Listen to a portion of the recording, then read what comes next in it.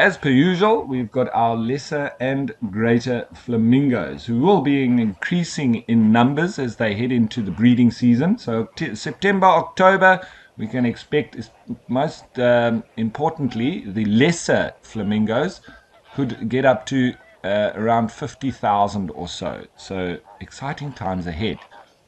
Also look on the fringes or next to the shore where you might see some pied avocets foraging.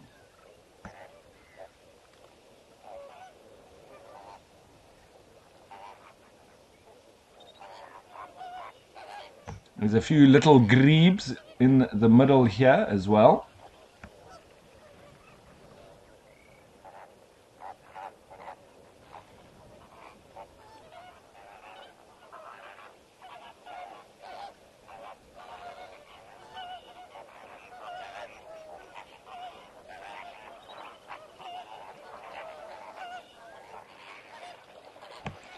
Where they've all seemingly now woken up and getting their day underway. The late risers are especially the lesser flamingos, and you can see what I mean now in that the numbers have definitely increased over the last few days.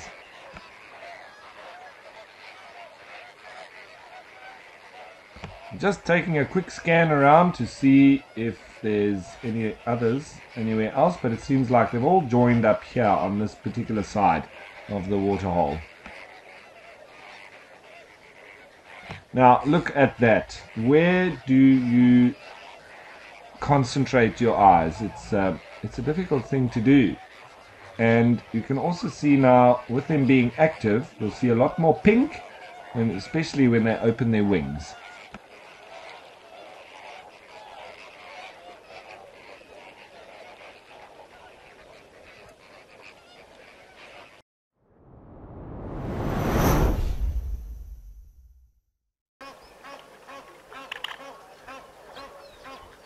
Where we have a lovely view on the Dwarsberg in the background there, and our resident crocodiles are just out of the water in the foreground. They were out yesterday as well, but they were on the bank on the right hand side, and a nice group of blue wildebeest that seemingly have already drunk, and now they're heading to maybe do a bit of dust bathing, which they like to do, rolling around in the dust, just like zebra as well. They do seem to spend a lot of time in this area ruminating and dust bathing.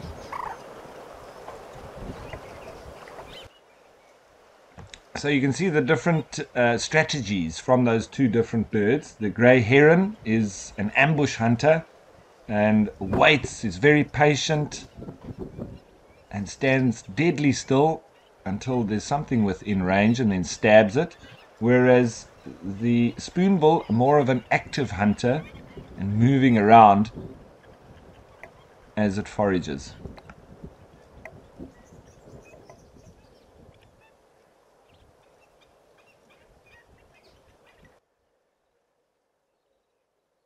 Doing a little bit more birding, and there we have a black-winged stilt, different to the pied avocet that we saw at Kamfersdam, just outside of Kimberley.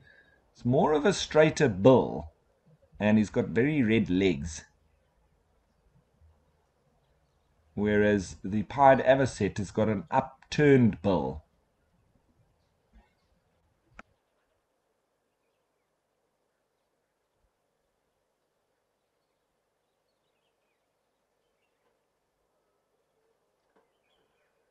You can see it's quite a similar tactic or movement that we're seeing here from the stilt that we saw with the African spoonbill. Obviously the bird is much smaller and would most likely only be able to take very small little food items, little invertebrates that it's getting in and around the mud.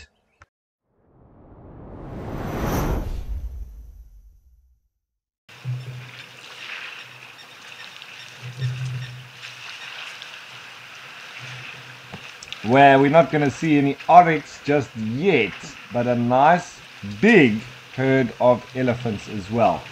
Now, it does seem to be that it's very hazy. It's a Namibian desert storm. The east weather is pretty strong today, and that's why you'll see that haze in the background. This is typical of this time of the year, and it looks like today it's particularly strong.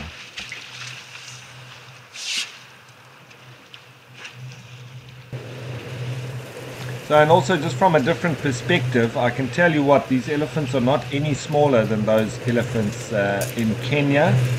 In fact, they are believed to be the largest in the world here in Etosha.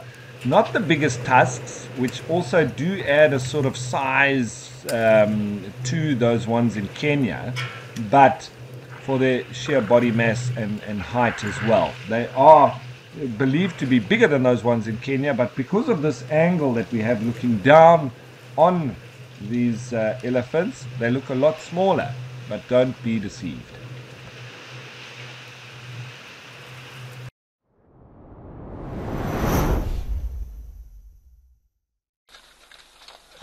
Now also just remember that the period that we're in is a part of the time for the Great Migration in Tanzania and Kenya, and it's one of the most sought after experiences for wildlife and nature enthusiasts.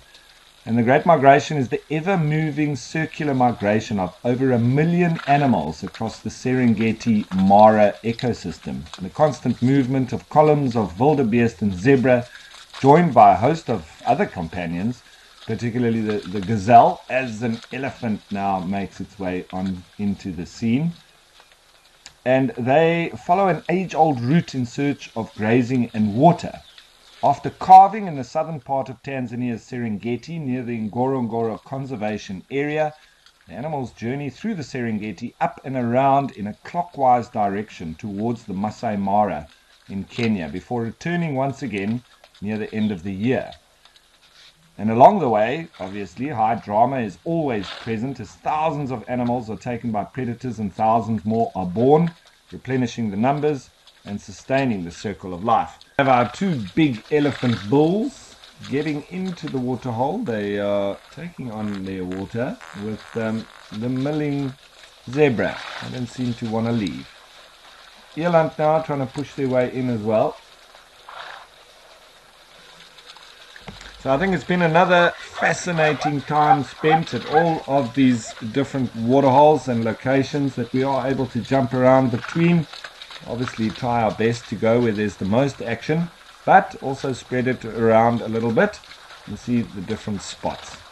And today I definitely think that the elephants have stolen the show, as they were here from the start until the end.